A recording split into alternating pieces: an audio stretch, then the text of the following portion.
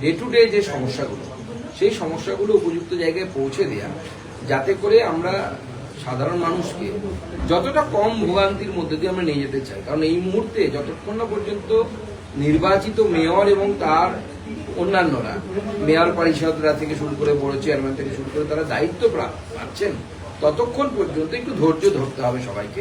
কলকাতা পুরসভার ইলেকশনের দায়িত্ব রয়েছে, ওটা কি নভেম্বরেই হবে? কিরকম ভাবে আপনারা প্রস্তুতি? দেখুন, সে তো স্টেট ইলেকশন কমিশন নোটিফিকেশন যেভাবে জারি করবে সেই অনুসারে ইলেকশন হবে। এটা স্টেট ইলেকশন কমিশনের বিষয়, আপনারা জানেন। গত বারে অর্থাৎ এর আগে 5 বছর আগে যখন ইলেকশন হয়েছিল, 19শে ডিসেম্বর ইলেকশন হয়েছিল। তো স্বাভাবিকভাবে সেই ডেট অনুসারে তার আগেই ইলেকশন করতে হবে, যাতে তার মধ্যে নির্দিষ্ট সময়ের মধ্যে যিনি মেয়র হবেন এবং যারা অন্যান্য দায়িত্ব প্রাপ্ত পদ পাবেন, মেয়র পরিষদ বা অন্যরা, তারা তাদের শপথ নিতে পারে। প্রার্থী বাছাইয়ের ক্ষেত্রে আপনারা কোন দিকটাই জোর দিচ্ছেন? দেখুন, আমাদের প্রার্থী বাছাইয়ের জন্য আমরা একটা এসওপি তৈরি করব। সেই এসওপি অনুসারে প্রার্থী বাছাই হবে। অবশ্যই সমাজের সর্বস্তরের মানুষ, স্বচ্ছ ভাবমূর্তির মানুষ, এমন ক্যান্ডিডেটই করা হবে যাদের বিরুদ্ধে কোনো অভিযোগ নেই, স্বচ্ছতা আছে, এই ধরনের ক্যান্ডিডেটদেরকেই অগ্রাধিকার দেওয়া হবে। এবং অবশ্যই তার সাথে বিজেপির প্রার্থী, বিজেপির সাথে সম্পর্কিত বহুদিনের সম্পর্ক, তাদের সেক্ষেত্রেও ওয়েটেজ দেওয়া হবে।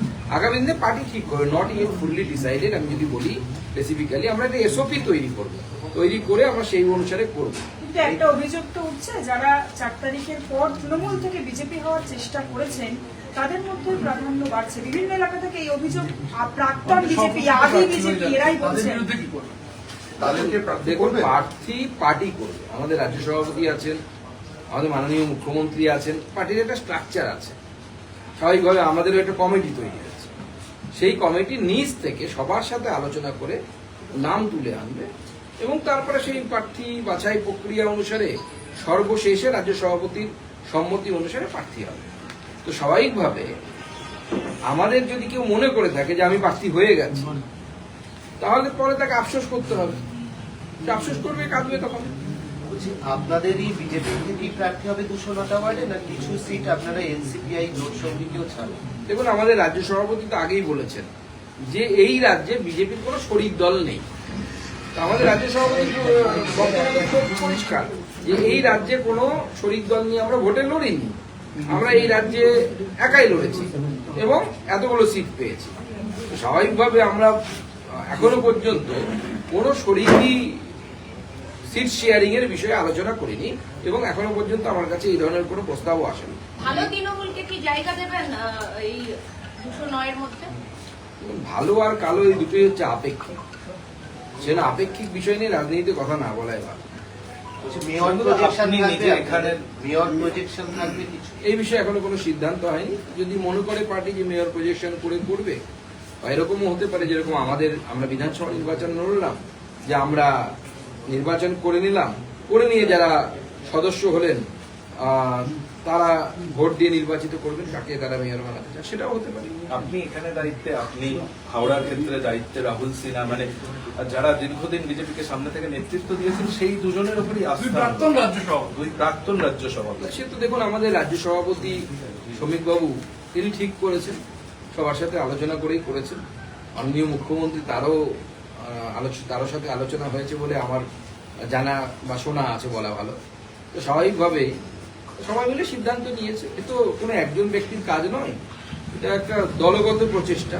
এবং আমার বিশ্বাস যে পৌরসভার লোগোতে 3 দিকে পদ্মফুল এবং একদিকে স্বস্তিকা আছে, সেখানে সনাতনী মেয়র আগামী দিনে বসবে এবং তার সাথে সাথে এই পৌরসভা আবার তার হৃত গৌরব, সেই হৃত গৌরব ফিরে পাওয়ার দিকে যাবে। কালকে আপনার নাম ঘোষণার পর আপনার সঙ্গে যেহেতু এই দায়িত্বে, অর্থাৎ আপনার সঙ্গে দেখা যাচ্ছে আরো 3 জন রয়েছেন যারা কো ইনচার্জ কনভেনার, তাপস রায়, রাজু বন্দ্যোপাধ্যায়, তাদের সাথে আপনাদের কোনো কথা হলো? মিটিং হয়েছে, আমাদের তো মিটিং হয়েছে এবং সেই মিটিংয়ে আমরা আগামী দিনে কি করা হবে, কিভাবে নির্বাচন লড়া হবে, সমস্ত কিছু বিষয়ে কথা হয়েছে। আমরা নিয়মিত বসবো, এই কমিটি নিয়মিত বসবে এবং প্রার্থী নির্বাচন তো পরের ব্যাপার, তার আগেও ভারতীয় জনতা পার্টির অনেক কিছু করণীয় আছে। যে কাজগুলো আমাদের সাংগঠনিক কাজ, সেই জন্য আপনাদের কাছে খুলে বলা আমার পক্ষে সম্ভব না। সেগুলো কাজ আমরা করবো। বিধানসভার ওয়ার্ড ওয়ারি যদি আমরা দেখি তাহলে আপনারা কতটা আশাবাদী? দেখুন, আগে ছিল হচ্ছে 144টি ওয়ার্ড, এখন হয়েছে 209টি। তো আমি 144টি ওয়ার্ডের হিসেবে যদি কথা বলি, বিগত বিধানসভা নির্বাচনে 144টি ওয়ার্ডের মধ্যে 101টিতে বিজেপি এগিয়ে আছে, তৃণমূল কংগ্রেস এক কথায় ধরাশায়ী হয়েছে। তো এবার 209টি সিট হয়েছে। আমরা আশা করছি 150র বেশি, আমার তো মনে হচ্ছে 170-80টা পর্যন্ত আমরা পৌঁছতে পারবো কম করে।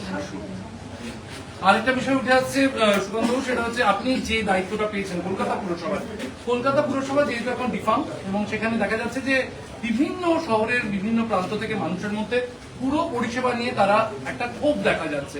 কোথাও রাস্তা খারাপ, কোথাও নিকাশি ঠিকঠাক হয় না, কোথাও সাফাই কর্মী কাজ করছে না, কারণ এলাকায় কোনো কাউন্সিলর নেই। এই যে একটা ভোটের আগে এরকম একটা ডিফাঙ্ক এবং পরিষেবায় ঘাটতির অভিযোগ, সেটা আপনারা দলের পক্ষ থেকে সামাল দেবেন কি করে? এবং একটা অ্যাড করে দিচ্ছি, তার সঙ্গে পুজোও আছে সামনে, যেটা খুব ইম্পর্টেন্ট। দেখুন, এখন সেখানে একজন আমলা দায়িত্ব প্রাপ্ত আছেন, তো স্বাভাবিকভাবে তাকে এই সমস্ত কিছু দেখতে হবে। এবং আমরা আমাদের নিচু স্তরের যারা নেতৃত্ব আছে তাদেরকে বলেছি যে ডে টু ডে যে সমস্যাগুলো, সেই সমস্যাগুলো উপযুক্ত জায়গায় পৌঁছে দেওয়া, যাতে করে আমরা সাধারণ মানুষকে যতটা কম ভোগান্তির মধ্যে দিয়ে আমরা নিয়ে যেতে চাই। কারণ এই মুহূর্তে যতক্ষণ না পর্যন্ত নির্বাচিত মেয়র এবং তার অন্যান্যরা, মেয়র পরিষদরা থেকে শুরু করে বড় চেয়ারম্যান থেকে শুরু করে তারা দায়িত্ব পাচ্ছেন, ততক্ষণ পর্যন্ত একটু ধৈর্য ধরতে হবে সবাইকে। এবং তারপরে কলকাতা কর্পোরেশনে যে গতি, সেই গতি আপনারা এতদিন যা দেখে এসেছেন তার থেকে অনেক গতিতে কলকাতা কর্পোরেশন এগিয়ে যাবে।